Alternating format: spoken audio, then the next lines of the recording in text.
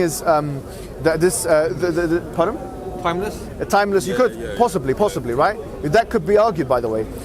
Certainly, you could say that the eternity of these things. Apart from that, from this particular argument, you could say knowledge. You could make that inference because of the fact that the universe is placed in a certain way. You can make the argument of particularization, which is the argument of so many philosophers. And I'll tell you that's a different argument, by the way.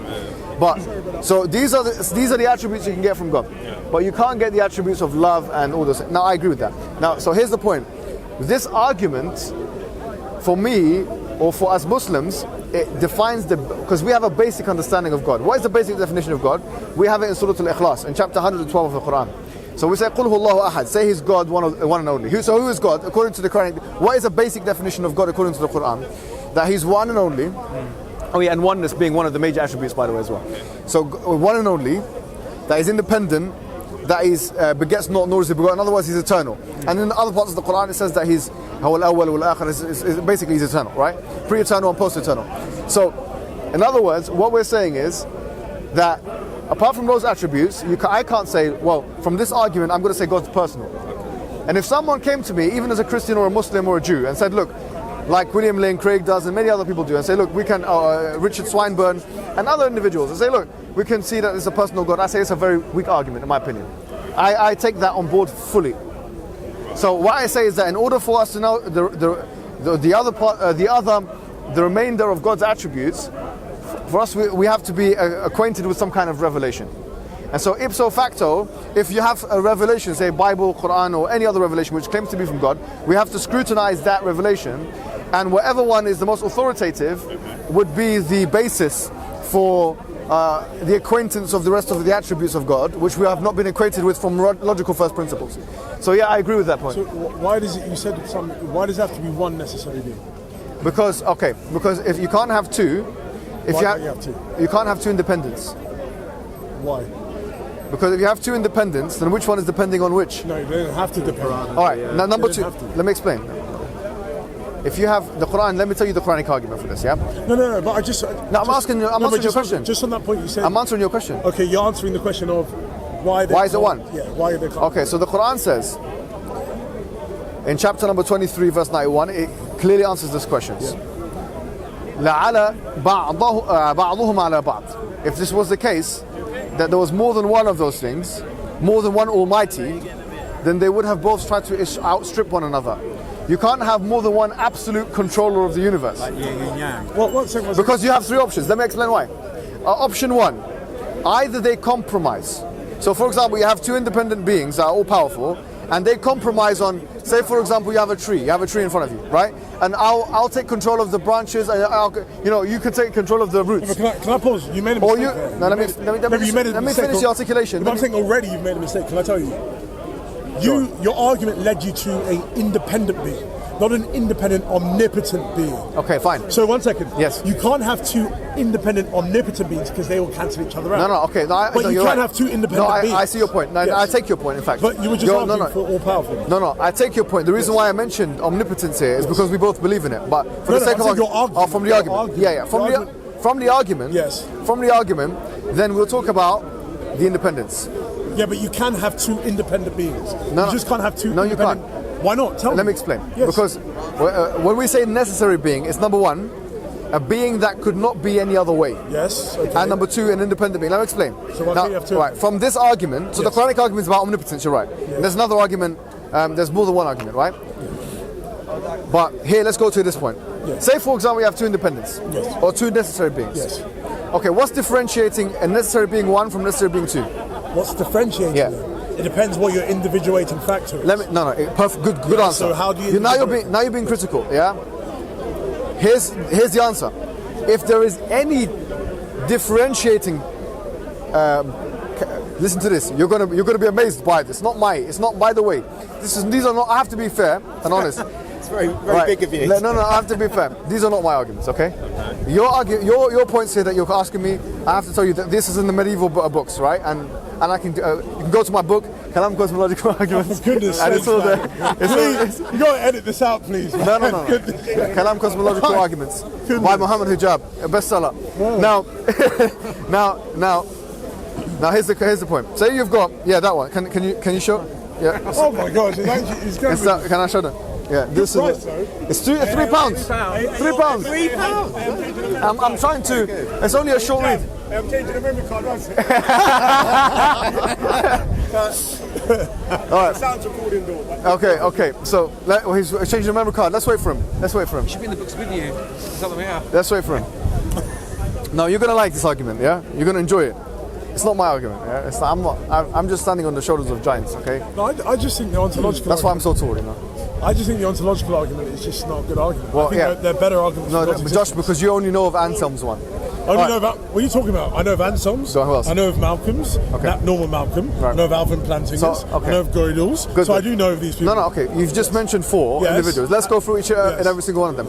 All of those 4 individuals that you've mentioned in the philosophy of religion, Plantinga being a contemporary guy, he's still alive. Plantinga is the strongest one. You believe that? Yeah. That's what William Lane Craig believes as well. No, I don't care what William Lane Craig believes. I'm saying contemporary philosophy.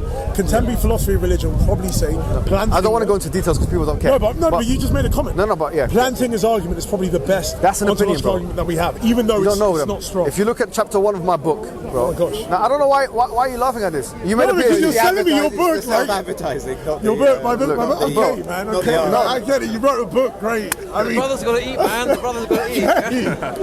Hey, come on, man. Yeah. Well, am I not allowed to speak to you on this level? You are, but I mean, you're just telling me your book. Okay, what's without the adverts? He's paid for the app without. I'll give you. Okay, listen. For you, Josh, I'll give it. I got some books at home. I'll give you one for free if you just tell me. You got my number, yeah? Just to let you know, I'm not trying to sell you anything, right? It's only £3. I know your cap looks like it's just. I'm going to do a thing every time there's an advert. I'm not going to talk about mine. All right. So here's what I'm going to say, right? So the ontological arguments Western people are associated with are those that kind of you mentioned, right? Kurt Gödel, Plantinga, what do you call it? Anselm of Canterbury. Anselm, you got Descartes. Descartes, I don't know if we would count his as an ontological argument. No, it is an ontological. Of course, it's an ontological. Listen, that's not. Okay, fine. That's the one that Kant refuted. Yes. No problem. For the sake of argument, Kant did refute a critique of pure reason. It's in my book as well. Now, here's the point. My understanding of an ontological argument in the philosophy of religion is different, and also I'm backed by a lot of scholars on that. So I've got that on my. You can research that. I think that the argument that I've made of contingencies actually also operates as an ontological argument. But that's a discussion we can have another day. It's quite technical. I don't want to bore the people. Okay. The question of how could there be 2 independents? Right. So this is the answer. The answer is, if you have any differentiating, if you have 2 necessary beings, and you have any differentiating factor from necessary being A and necessary being B, yeah? If you have anything that differentiates them, then that nullifies or that cancels out the idea that they're necessary beings. Why would it? Why? Because a necessary being could not be any other way. And if you have 2 things which are differentiated from each other, then that suggests that at least one of them could have been any other way. No, not yes, it does. Yes, it does. Let me explain it. Josh, okay, take your time. Take your point. Take your time. I was just trying to comment that I don't think that's true. I know, but you're a Trinitarian, so that's of course you're something to do with Trinitarian. It's got everything to do. That's why it disproves the Trinity. I'm just saying. That's why he's doing this. No, listen. All I'm saying is that your argument is not strong. Let me explain to you. Because your argument doesn't lead to the conclusion let me explain. Well, Josh. Only one necessary being? Well, let me explain why. You can finish it. A necessary being could not have been any other way.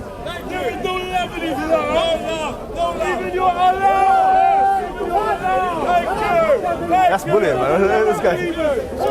Even Allah doesn't love unbelievers. Your Allah is a constitution. So video is $5. Anyway, sorry. Continue. Like a coin, yeah. So if you have a coin, it has 2 sides, but it's a single coin. So maybe that's what it's trying to say. Like, I'm saying, finish your point and I'll comment. Okay.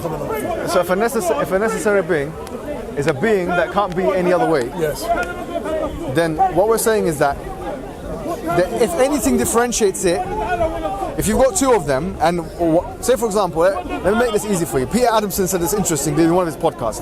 So I'm going to use Peter Adamson's example, right? And I have to be honest with people that it's not my example. And he was talking about Avicenna's philosophy. You can check this out. It's a podcast. You can check this out as a reference. He says that, for example, this is his example. If you've got two necessary beings, and one of them has a cap, and one of them does not have a cap. Okay, the one that has a cap, could that one that has a cap have been any different? You've got two unnecessary beings. One has a cap, one doesn't have a cap. Could the one that has a cap been any different? Yes. Yes. So it's not necessary. No. Can I see how the mistake you're making here? It's not me. No, the mistake, whoever, you or whatever the person. Have you? Can I ask you a question? Have you ever thought about this? I'm doing a philosophy PhD. I'm in my third year, and I don't even know about necessity and modality. No, but can I tell you why though? Can I finish my point? No, I don't understand why you're going down that route. Okay. No, I did that because I don't think you've heard this argument before. Can I finish my point? Yeah, of course. I see the way. What I see is how you're making a mistake is that where you are locating necessity. We are talking about the necessity of existence. Yes. Not the necessity of a certain property. Absolutely. So the property you said here of wearing a cap is necessarily he's wearing a cap. So he cannot be different. But that's something to do with That's interesting. That's a good way. I'm saying yes. I'm saying you're talking about essential and necessary. No problem. But no, that's over existence. But what you're doing here, yes. No, that's a good point. That's a very high IQ point. Okay. I like that. Well done. Right. He's now you're thinking on a high level. Yeah. I like it. Anyways, all right. So you're right. You're absolutely right. The analogy that I gave. I'm saying, for example, a cap, right? Obviously, in the context of existence could be either arranged in one way, that could be rearranged, or that could be any other way, or not.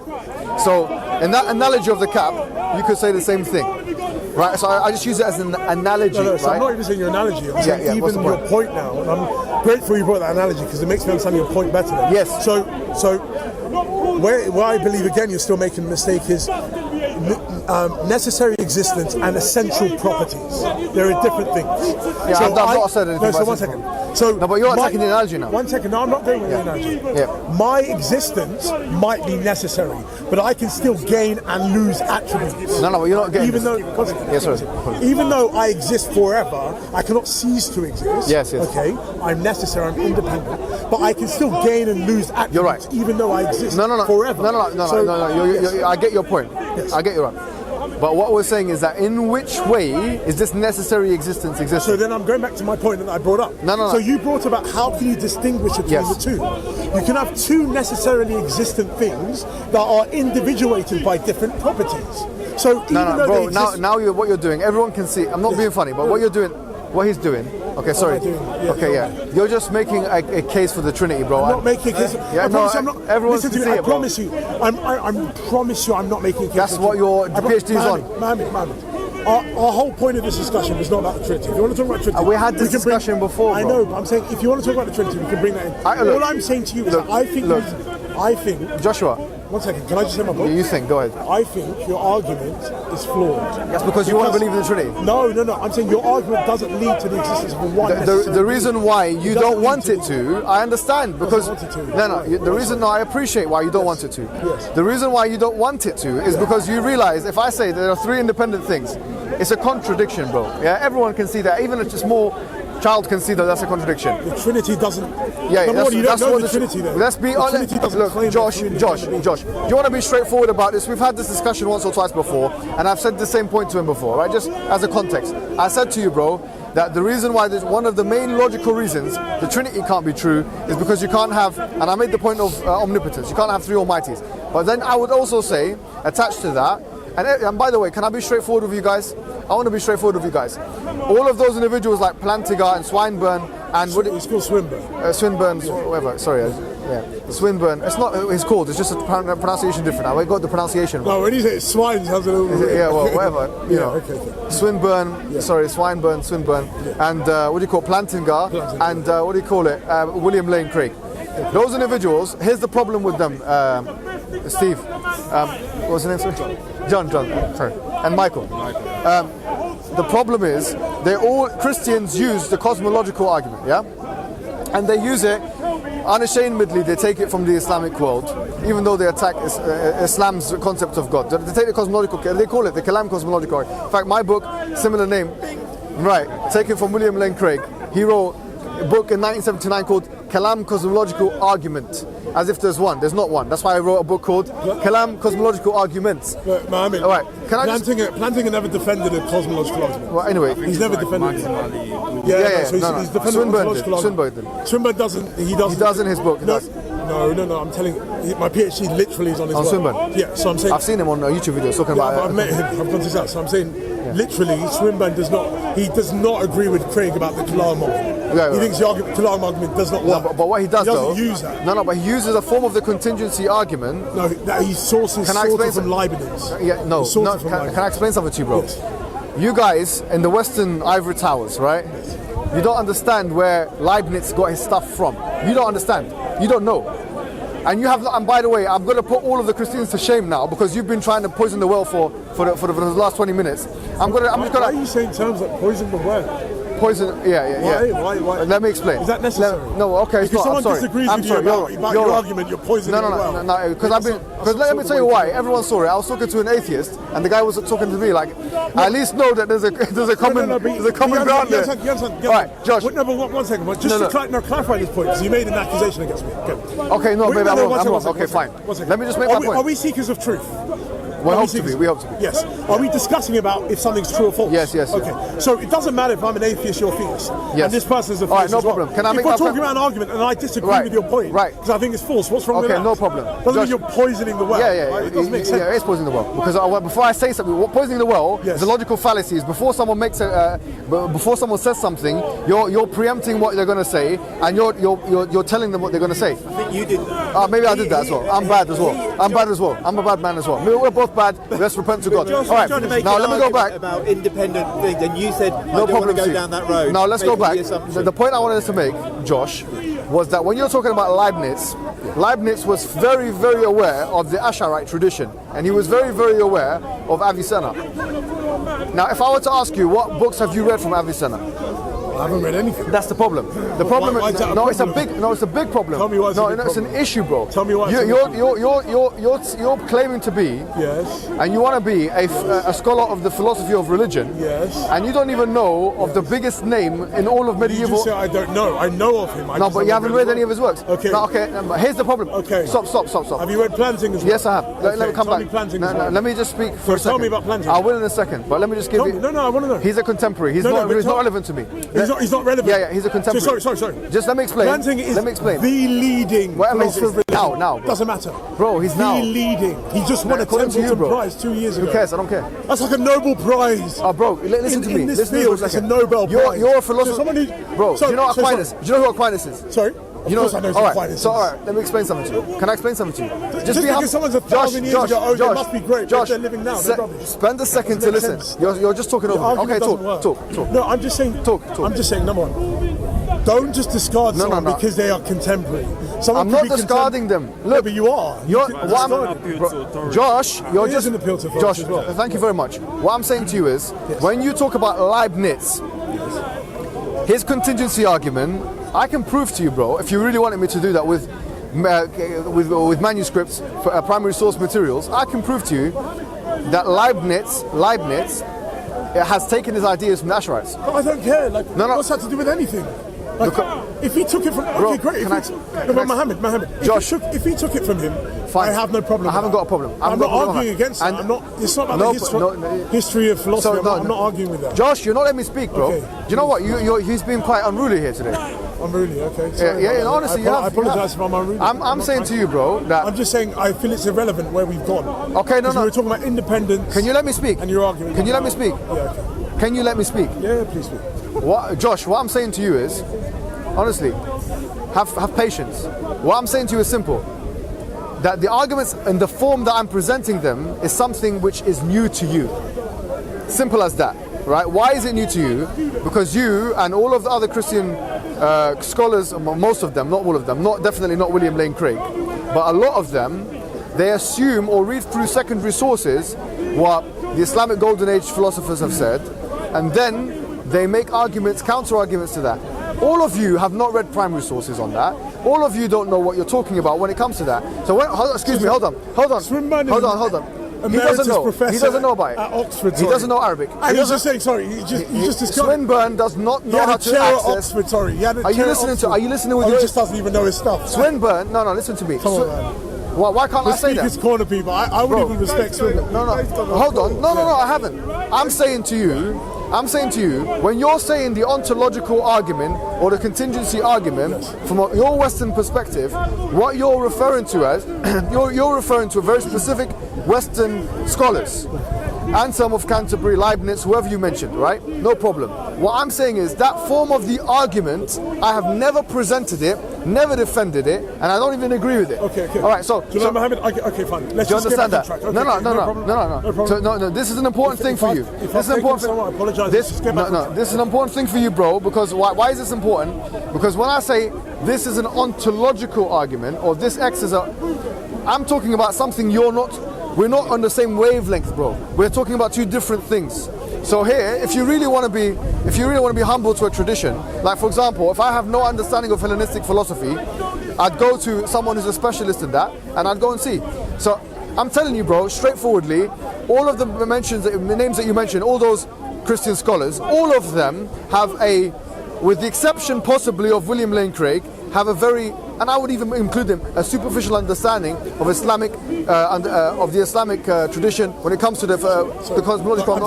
Just 1 second. The argument.